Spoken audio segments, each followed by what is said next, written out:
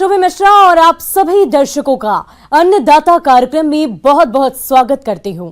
हमारे देश का किसान जन का पोषक है, वो श्रम का देवता है, अन्नदाता है और उसमें ही भारत की आत्मा निवास करती है। ऐसे ही किसानों की प्रगति के लिए हम खेती बाड़ी से जुड़ी बहुत सी नई लाभकारी जानकारियां हर रोज सुबह आपके लिए लेकर आते हैं।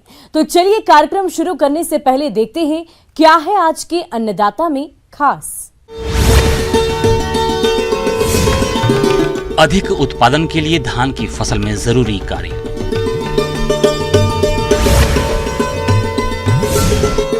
मधुमक्खियों की देखरेख और प्रबंधन पर जानकारी।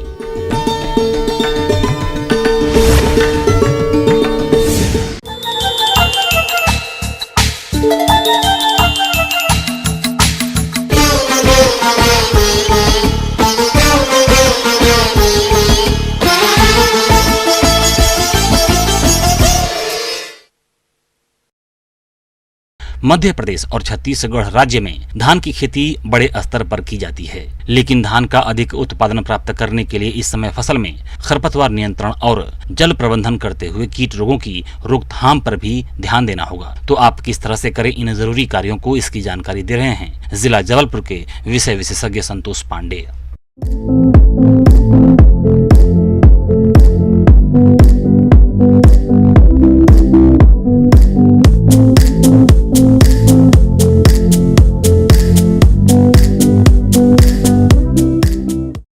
किसान भाइयों, आज हम धान की खेती की चर्चा करते हैं। जैसा कि आप लोग पहले भी धान लगा चुके हैं, अभी तो बाढ़वार की अवस्था है धान में।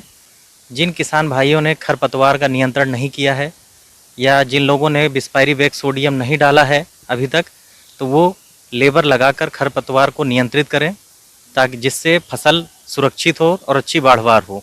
अगर नहीं करते हैं तो आपके फसल कमज़ोर हो जाएगी, वहाँ पे कीटों का अटैक ज़्यादा हो जाएगा, क्योंकि वो कहीं ना कहीं वो पौधे को प्रभावित करते हैं। बीमारियाँ ज़्यादा बढ़ जाती हैं, उसमें पोषक तत्वों की कमी हो जाती है, क्योंकि वो खरपतवार जो है पोषक तत्वों को भी खींच लेता है। हवा पानी कम मिलता है जिससे पौधे कमज़ोर हो जाते हैं, इसलिए खरपतवार नियंत्रण बहुत ज़्यादा ज़रूरी होता है।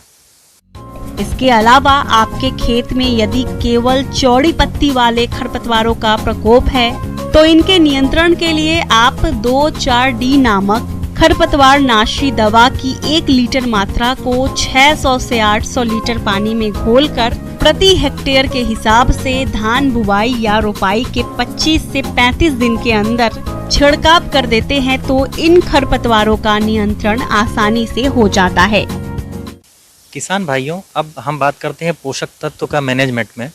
तो इसके पहले भी आप नाइट्रोजन, फास्फोरस और पोटास दे चुके होंगे बेसल डोज में। बाकी जो अभी बची हुई मात्रा है सेकंड डोज में 40 किलो प्रति एकड़ के हिसाब से आप नाइट्रोजन देना शुरू करें। और दूसरी बात, जिन किसान भाइयों ने अभी तक जिंक का उपयोग नहीं किया है तो अब जिंक का उपयोग अभी भी कर सकते हैं आप। अभी इस टाइम आपको मोनो जिंक 33%, जिसमें 15% सल्फर होता है, उसको 5 किलोग्राम प्रति एकड़ के हिसाब से यूरिया में मिलाकर दे सकते हैं। और इसको देते समय ये देखना है कि मौसम साफ़ होना चाहिए, पानी भरा ना हो ज़्यादा खेत में। तो इन चीज़ों पर विशेष सावधानी बरतनी चाहिए। किसान भाइयों, अगर हम जल प्रबंधन की बात करें तो अभी तो धान के पौधों में जो कंसे बनने की अवस्था है, और इसमें सबसे ज़्यादा ज़रूरी होता है कि जल का सही उपयोग किया जाए। तो अगर जल देखें तो पौधे में कम से कम 2 से 4 इंच तक जल होना चाहिए, और बहुत ज़्यादा भी अगर ज़्यादा हो जाता है तो उसकी बाढ़वार रुक जाती है, पौधे में कहीं ना कहीं उसको स्ट्रेस देता है। तो किसान भाइयों, उस पर विशेष ध्यान दें कि जल प्रबंधन करें, ज़्यादा जल ना हो। दूसरी बात, अगर हम बात करें किसान भाइयों को, जो बरसात के समय में तो पानी मिल जाता है, लेकिन जिस एरिया में ड्राई होता है तो वह पौधे को लंबे समय तक बारिश नहीं होती है तो ट्यूबवेल वगैरह से भी पानी देना जरूरी होता है। अगर वहाँ पे ड्राई एरिया रहेगा तो उससे कहीं ना कहीं हमारा पौधा जो है प्रभावित हो जाता है और फसल अच्छी नहीं बन पाती है। बात करें उसमें दाने बनने की अवस्था हो तो उसमें नमी होना जरूरी है, और बहुत ज़्यादा पानी ना हो। अगर बहुत ज़्यादा पानी भर जाए तो उसको काट के निकाल देना चाहिए। कि सूखा हो तो उसमें किसान भाइयों पानी देना बहुत जरूरी होता है, ताकि दानों का भराव पूर्ण रूप से हो, बहुत अच्छा हो, फसल स्वस्थ रहे। किसान भाइयों, धान की फसल में खैरा रोग का प्रकोप होता है। जस्ते की कमी वाले खेत में पौधरोपण के 2 हफ्ते के बाद ही पुरानी पत्तियों के आधार भाग में हल्के पीले रंग के धब्बे बनते हैं, जो बाद में कत्थई रंग के हो जाते हैं, जिससे पौधा बौना रह जाता है और कल्ले कम निकलते हैं। जड़ें भी कम बनती है और भूरी रंग की हो जाती है। खैरा रोग के नियंत्रण के लिए खड़ी फसल में 5 किलोग्राम जिंक सल्फेट, 2.5 किलोग्राम बिना बुझा हुआ चूना और 2 किलोग्राम यूरिया को 1000 लीटर पानी में मिलाकर छिड़काव करने से रोग का निदान और फसल की बढ़वार में वृद्धि होती है। किसान भाइयों, इसमें तना छेदक का भी प्रभाव देखा गया है। अगर तना छेदक आपको दिखता है तो सबसे पहले आप वैकल्पिक उपाय भी हैं कि आप फेरामोन ट्रैप वगैरह लगा के भी उसको कर सकते हैं। नीम ऑयल का प्रारंभिक अवस्था है तो उसमें 5 ml प्रति लीटर पानी के हिसाब से घोल बनाकर नीम ऑयल का भी स्प्रे करेंगे, तो इससे तना छेदक का प्रभाव कम हो जाता है या न लगने के चांसेस ज़्यादा होते हैं। जब आ जाए तो अंतिम उपाय है आपके पास किसान भाइयों कि आप जो है क्लोरोप्लस साइपरमेथ्रिन का स्प्रे करें 2 ml पर लीटर के हिसाब से। किसान भाइयों, मेरे द्वारा बताई गई छोटी छोटी बातें अगर जब आप ध्यान में रखेंगे तो इससे अच्छी फसल का उत्पादन ले सकते हैं। धन्यवाद। किसान भाइयों, अब लेते हैं एक छोटा सा ब्रेक।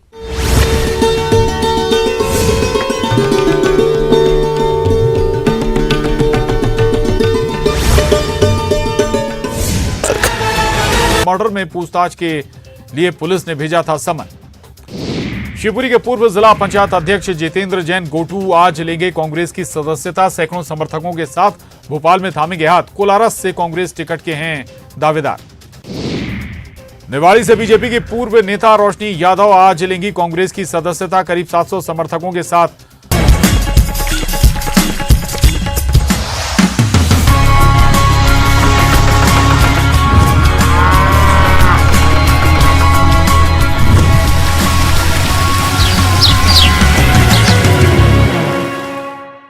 और ब्रेक के बाद आप सभी दर्शकों का अन्नदाता में एक बार फिर से स्वागत।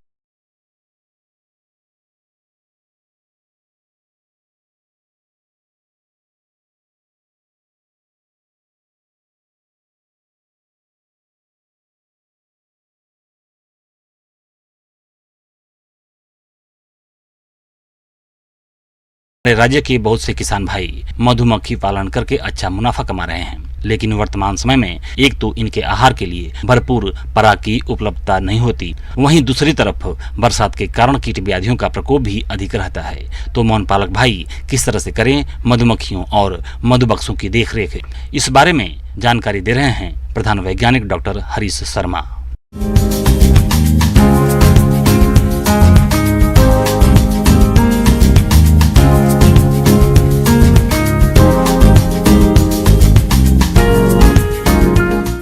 तो हम अपना जो मौन वंश, जब हमारे मौन वंश जैसे हमारे 60 से 80 मौन वंश हम कहते हैं एक स्थान पर रखें, और उस स्थान को जहाँ पे हमारे अधिक मौन वंश होते हैं उसी को हम मोनालय कहते हैं, एपेरी कहते हैं।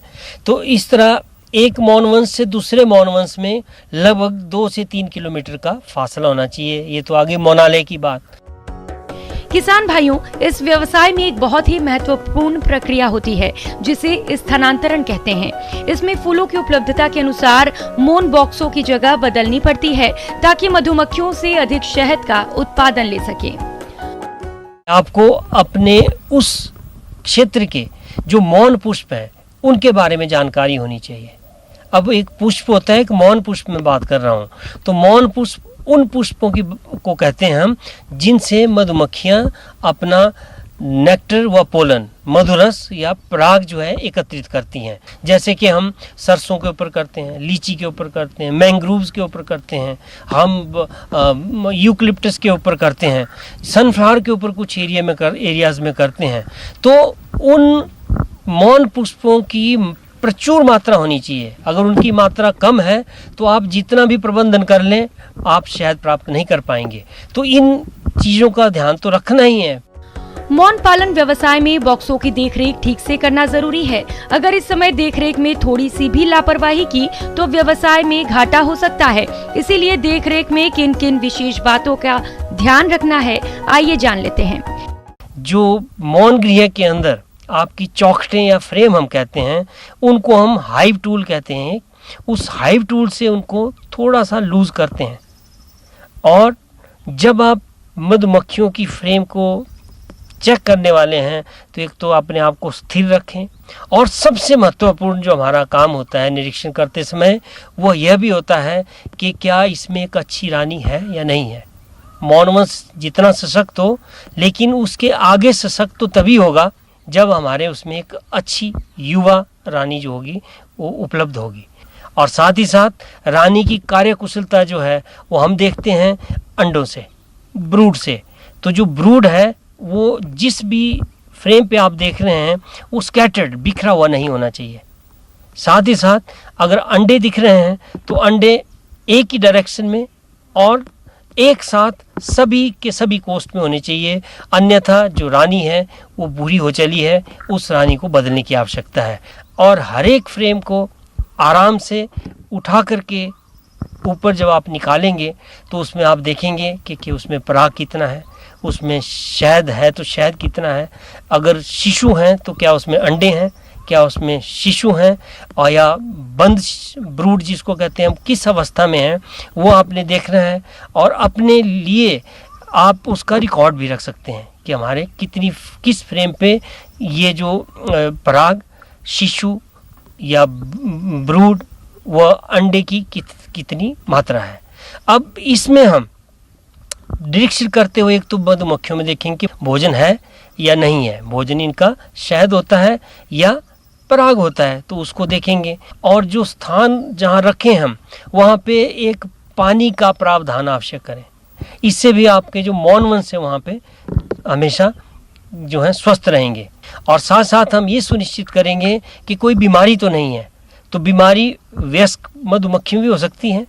और जब अंदर देखते हैं हम तो शिशुओं में देखने की कोशिश करते हैं, तो शिशु को भी हम देखेंगे कि उसमें जो शिशु है क्या उसका रंग जो है वो सफ़ेद है, अगर नहीं है तो उसमें क्या दिक्कत है, क्या उसकी पोजीशनिंग ठीक है या वो उल्टा पड़ा हुआ है, फूला हुआ है, तो वो भी हम कहते हैं कि उसमें कोई बीमारी है। किसान भाइयों, अगर आप मौन पालन शुरू करना चाहते हैं तो अपने जिले के उद्यान अधिकारी से संपर्क करें और इस व्यवसाय को शुरू करने में जो भी तकलीफ बातें हैं उसकी जानकारी लें तथा इस पर मिलने वाले अनुदान के बारे में भी पूरी जानकारी लें। इस व्यवसाय को भूमिहीन लोग जो हैं, छोटे स्तर पर जो किसान हैं, युवा है, तो महिलाएं हैं, कोई भी वर्ग इसको बड़ी सुगमता से अपना सकता है। आगे और भी है खेती बाड़ी से जुड़ी बहुत सी रोचक जानकारियां, कहीं नहीं जाइएगा, रुकेंगे एक छोटे से ब्रेक के लिए।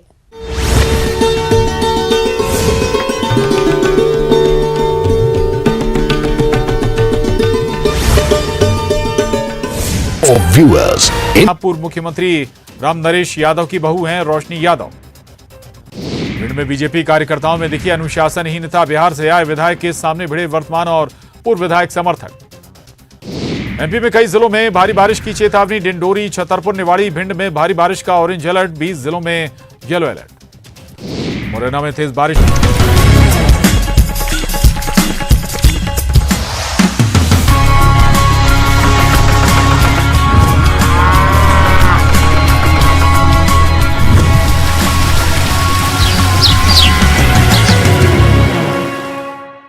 ब्रेक के बाद एक बार फिर से आप सभी दर्शकों का अन्नदाता कार्यक्रम में स्वागत है।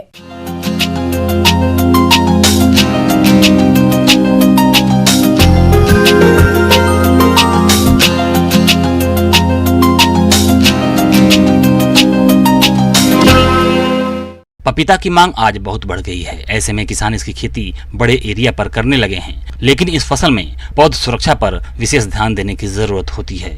इसमें रोग कीटों की समस्या बहुत अधिक आती है, जिससे कई बार तो पौधों पर फल ही नहीं बन पाते हैं। तो आइए पपीता में पौध सुरक्षा उपायों पर विस्तार से जानते हैं विशेषज्ञ BC अन्नू से।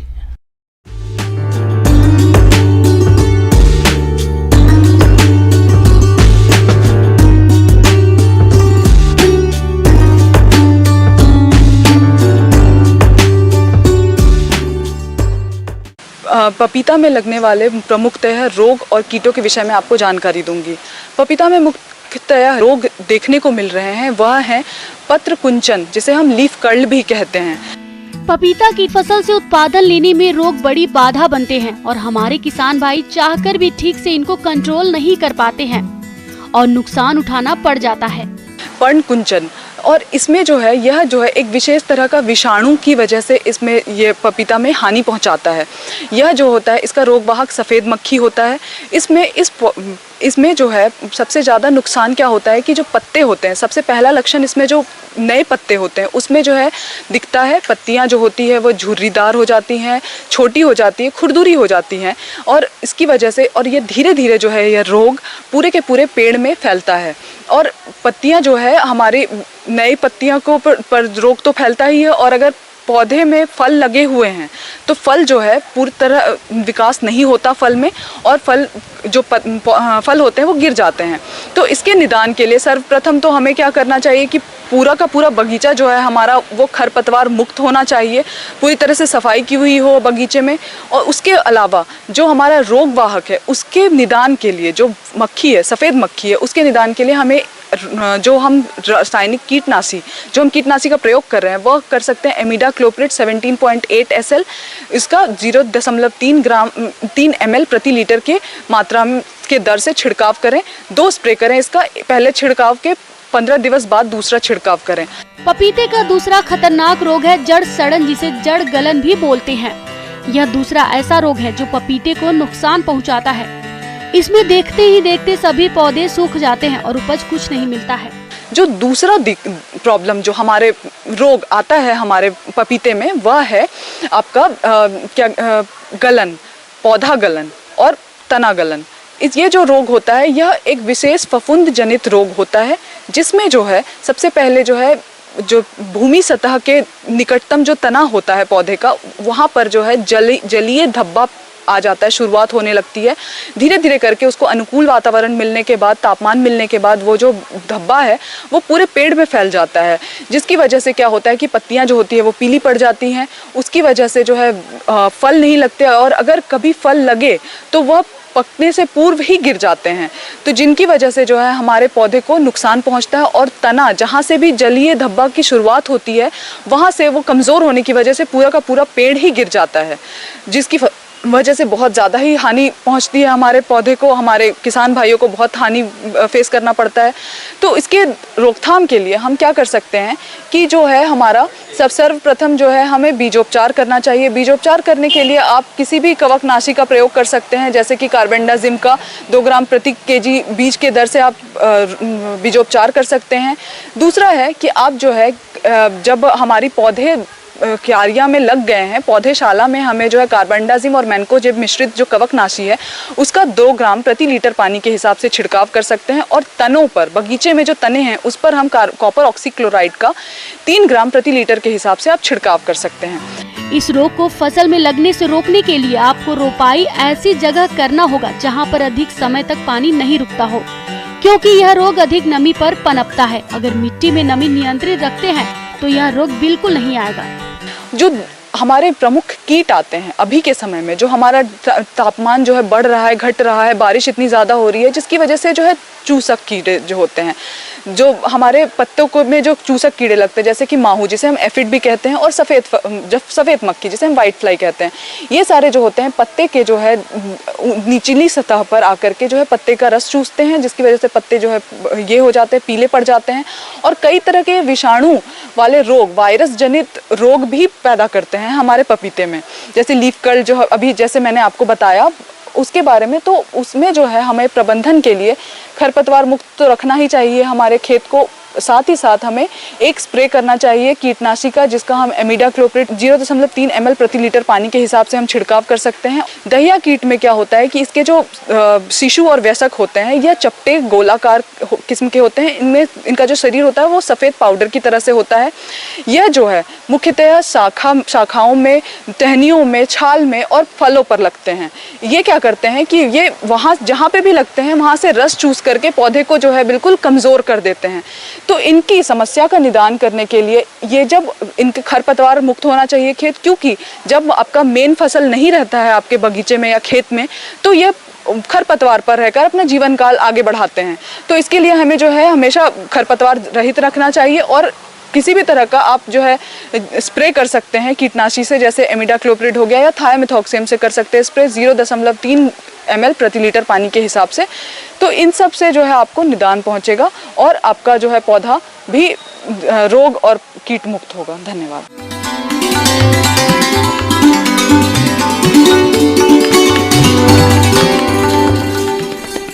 आइए जानते हैं अन्नदाता निःशुल्क फोन के माध्यम से पूछे गए समस्याओं का समाधान। आज की अन्नदाता हेल्पलाइन में हमने जिस प्रश्न को शामिल किया है उसे पूछा है ग्राम अजनौधा जिला मुरैना के राजेंद्र चौहान ने। आपने कड़कनाथ मुर्गी के पालन पर जानकारी चाहिए है तो इसके लिए देखिए कार्यक्रम का यह अंश।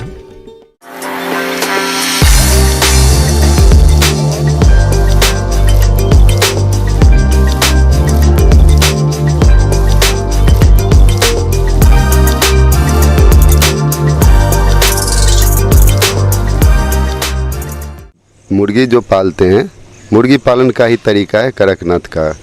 कुक्कुट का एक प्रजाति है जो अपने ब्लैक मीट के लिए फेमस होती जा रही है, पहले से भी लोग जानते हैं।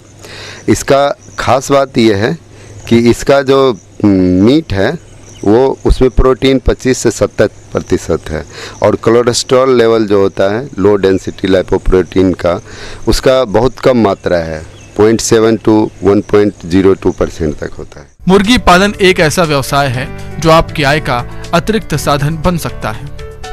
ये व्यवसाय बहुत कम लागत में शुरू किया जा सकता है और इस व्यवसाय में मुनाफा भी काफी ज्यादा है। अगर हम बात कड़कनाथ मुर्गे की करें तो इसमें प्रोटीन तो होता ही है, साथ ही इसमें बहुत सारे औषधि गुण भी होते हैं। दरअसल कड़कनाथ प्रीमियम नस्ल है। इसका दाम आम चिकन की तुलना में 3 गुना ज्यादा तक होता है। चटक काले रंग के इस मुर्गे में फैट ना के बराबर होता है और इसकी मीट का स्वाद बहुत ही स्वादिष्ट होता है। ये स्पेशल होता है एडेप्टेबिलिटी के लिए, कहीं भी ये अच्छे से अनुकूलन करके रह सकता है। किसान को बहुत ज़्यादा इसमें मेहनत करने की ज़रूरत नहीं पड़ती है, ना बीमारी बहुत ज़्यादा फैलता है। तो ये एडेप्टेबिलिटी के लिए जाना जाता है और इसके शरीर में लगभग हर चीज़ ब्लैक होता है, यही इसकी पहचान है। इसका पंख, इसका चोंच, इसका स्किन, इसके फेदर्स, ये सारी चीज़ ब्लैक, कॉम, बैटल, हर चीज़ ब्लैक कलर का होता है। जो भी आप पोल्ट्री फार्मर हैं वो अगर ये पालना चाहते हैं तो उसको पाल सकते हैं। इसका जो शरीर का वज़न है बिल्कुल अपना देसी मुर्गी की तरह है। जो नर मुर्गा है उसका वज़न 1.4 to 1.8 to 2 kg तक होता है और मादा जो है वो 1.4 to 1.8 kg तक होता है। और अभी जो फ़िलहाल इसका डिमांड है, सबसे ज़्यादा महंगा मांस इसका मिलता है। मुर्गी पालक किसान हैं जो मुर्गी पालते हैं वो इसको डीप लिटर सिस्टम में पालें तो अच्छा रहेगा।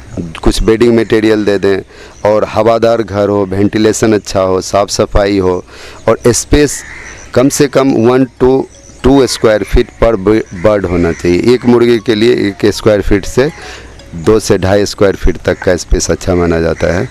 इसके बाद जो इसका चूजा है बहुत जगह मिलने लगा है, पहले मिलता नहीं था लेकिन अब लोगों की इसके प्रति जागरूकता बढ़ी है।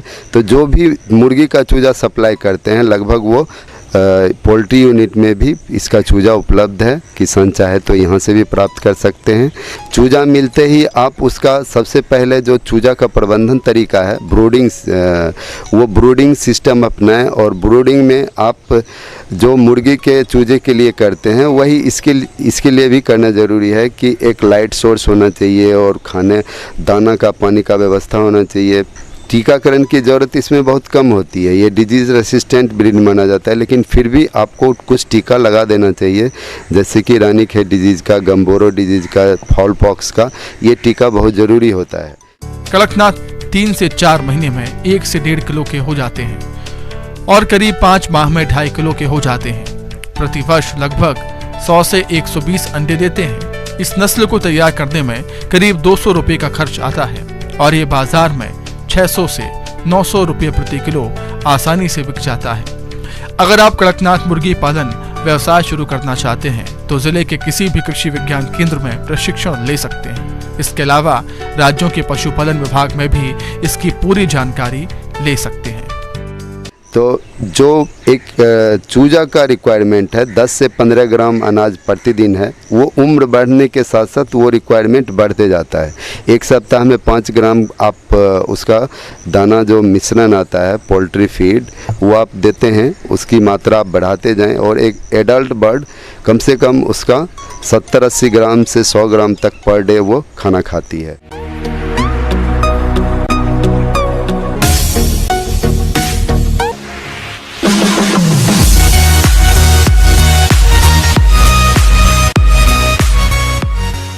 और एक नजर डालते हैं राज्य की कुछ मंडियों के प्रमुख फसलों के बाजार भाव पर।